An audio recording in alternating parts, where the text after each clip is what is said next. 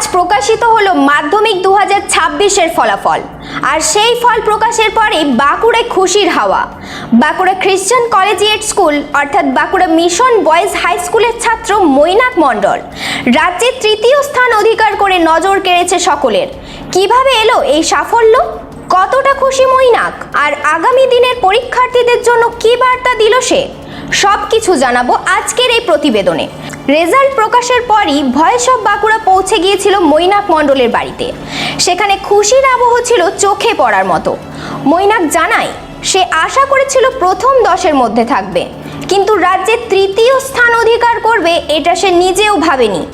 তার কথায় পড়াশোনার জন্য আলাদা করে কোনো কঠোর রুটিন ছিল না।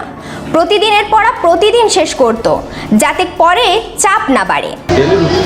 ডেলি রুটিন আমার কিছু থাকে না। আমি যে আমার নিজের যতটা পড়া দরকার সেই মতো জায়গায় আমি পড়তাম। মানে জবে যার পড়া থাকতো সেই ডেলির পড়া ডেলি কমপ্লিট করে নিতাম এবং সেইভাবে মানে নিজেকে প্রেশারাইজ হতে দিইনি। পরীক্ষার আগের জন্য প্রেশার সেসব ফিল করিনি। এর পাশাপাশি নিয়মিত মক টেস্ট ও বিভিন্ন টেস্ট পেপারের প্র্যাকটিস করতো সে। মক টেস্ট দিয়েছিলাম, বাঁকুড়া জেলা মক টেস্ট কমিটির মক টেস্ট দিয়েছিলাম, এবিটিএরও মক টেস্ট দিয়েছিলাম এবং তার সাথে স্কুলের টেস্ট আর এমনি টেস্ট পেপার যা বেরোতো সেগুলো সব